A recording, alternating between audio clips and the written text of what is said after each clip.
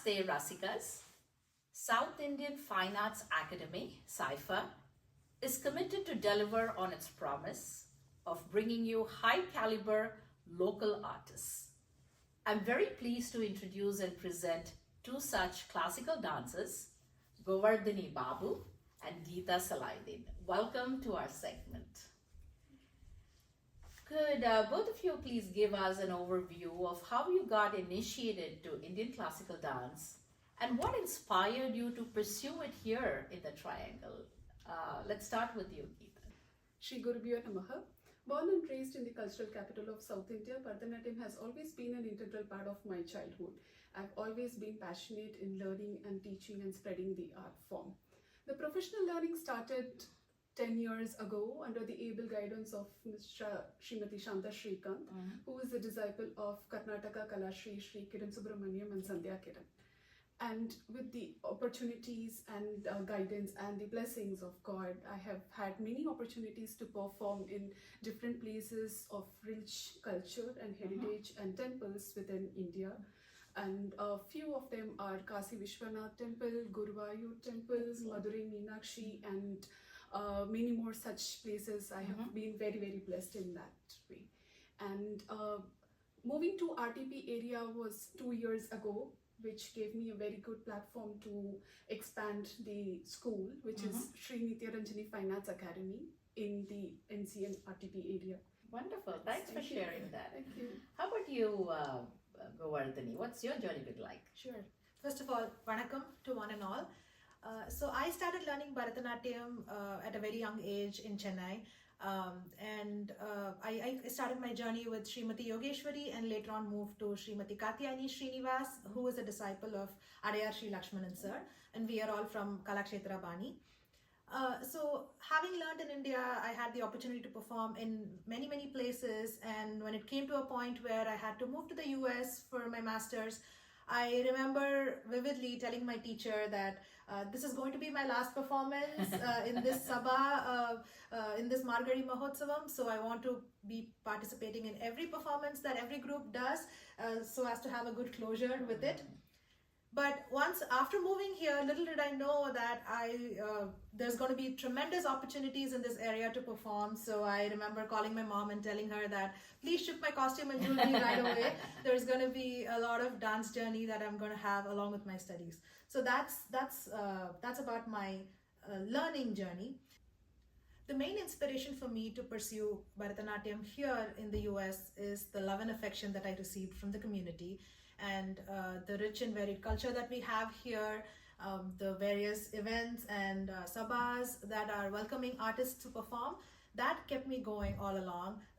So I started Nritya Kshetra in the year 2015, and since then our school has had the privilege to stage 4 highly revered dance productions in the area, through which I've been able to raise funds for non-profits and charity organization. So I'm very happy in the sense that I'm able to promote arts and also support charity events. It's wonderful to learn that you're both having your roots in Chennai and have continued your passion for the dance. So could you address any challenges or opportunities that you are facing to uphold the traditional aspect of this dance form? I would start with you. Sure. One of the main challenges that I face here in promoting the art forms is that people often expect instant gratification when it comes to Bharatanatyam, but those two don't go together. We actually have to have years and years of training to correct our Anga Shuddhi, to make sure we are performing the right way. It can be several aspects, understanding the talam, understanding the nuances of the dances, bringing out the abhinaya. It takes years and years of training. So it sometimes becomes challenging for me to explain this to my students and the parents for them to understand that this is what it is. It's a long-term commitment. Yeah, very well said, especially with your Kalakshetra training. There is no easy way out or a quick way out. Yes. So I totally agree to that aspect. What about you, Geetha? Do you see any opportunity of upholding the tradition here? Actually, the points what Goa said just now, that itself is a big opportunity, Okay. right? Because it gives you an avenue to bring the traditional dance form here and ensure and try nurturing it so that it doesn't lose its value. Its right? value, Yeah, right? So that absolutely. itself is a big opportunity what I see. And needless to say, the platforms, the numerous platforms which are available here, which helps you to enhance and provide many opportunities for the next generation as well. So there are temples which are now coming up with performances. There are many institutions, including SIFAA, which is now, the last 2 years I've been with SIFAA, I have seen how, different programs they are trying and the constant trying to raise the bar, right? Like I see that everywhere. All the cultural places in this area, they have all constantly been trying to raise the bar and bring in many such events and programs. So that I see as a big opportunity. And also not limiting to the Indian community and the Indian organizations. I also see participation, many participation from the NC state of art itself. Now you are collaborating with the NC Council, Arts Council, and I also see many schools, they promote the guest lecturing. They try to imbibe the art within their culture also. So that these are some of the opportunities which I see. Very good. So yeah, we do have a great platform for education and spreading the word about the tradition, and there is a hunger in the community to suck that up. Yeah, very good. It's excellent that the two of you are coming together in a collaborative project for SIFAA and the art-loving community. Could you please touch upon any one thing that you have discovered through this collaboration, Geetha? Sure. My biggest discovery is Goa herself. Not to exaggerate, the moment when I saw about this SIFAA and they are expecting collaborations between the dance schools, the first person to approach was Goa. I approached her if she is ready, and not even with the second thought, she agreed to it and she was ready to collaborate. So that itself, that shows, right, like how a person, the artist, is thinking the art is bigger than the artist, right? So that's the biggest discovery what I have. How about you? Yeah, thank you. That was very sweet of you to say that.